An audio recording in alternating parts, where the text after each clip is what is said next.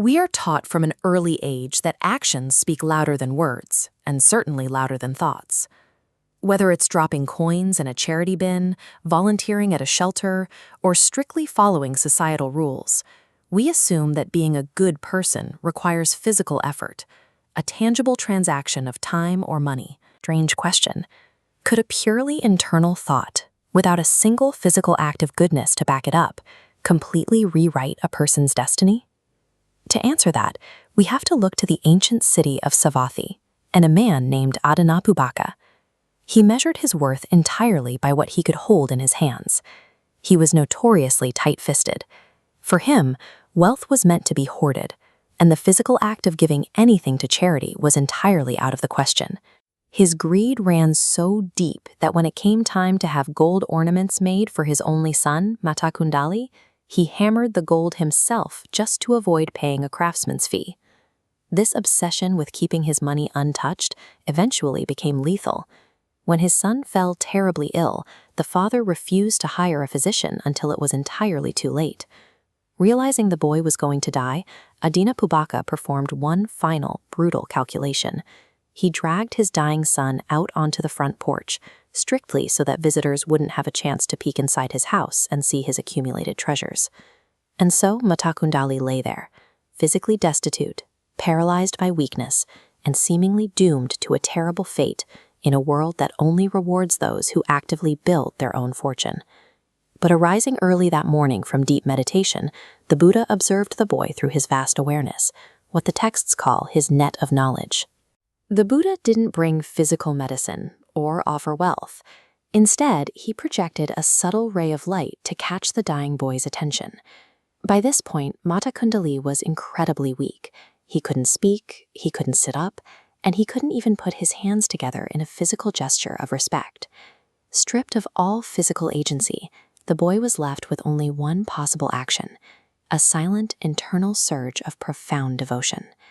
This is the ultimate test of our paradox. As he took his final breath, an invisible shift in his consciousness was the only positive action he could claim.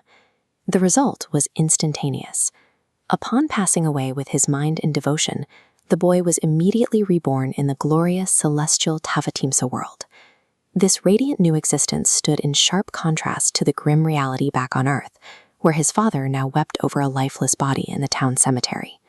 Looking down from his new abode, Matthakundali saw his grieving father. He materialized in the graveyard, appearing exactly as his old self, to explain what happened and urge his father to invite the Buddha for a meal. That meal quickly turned into a public spectacle. Gathered at the miser's house, the townspeople began to openly debate the son's fate. Their skepticism was practical. How could anyone attain such celestial glory simply by thinking about it, without ever giving to charity or physically observing moral precepts? To settle the debate, the Buddha willed the celestial sun to materialize right in front of them, fully adorned in shimmering ornaments, living, undeniable proof that mental devotion can override a lifetime of physical inaction. Addressing the stunned crowd, the Buddha delivered the core teaching of this event. The ancient text reads, "All mental phenomena have mind as their forerunner. They have mind as their chief. They are mind-lead. Everything we consider real, wealth, words, and physical charity, is entirely downstream from our internal mental states. A lifetime of hoarding built nothing for the Father, yet one pure intention from the paralyzed son constructed an entire celestial existence. Our physical actions are merely the echoes. The mind itself is the true original architect of our reality." Standing there, Adanapubbaka finally understood that his desperate attempts to protect physical wealth had brought him nothing but a deep shadow of grief. Through this realization, he achieved a profound spiritual awakening, and as a natural result of his newly purified mind, he immediately donated almost all his wealth to support the Buddhist teachings. When the internal architecture changes, the outside world simply catches up. And if you act with a pure mind, true happiness follows you like a shadow that never leaves.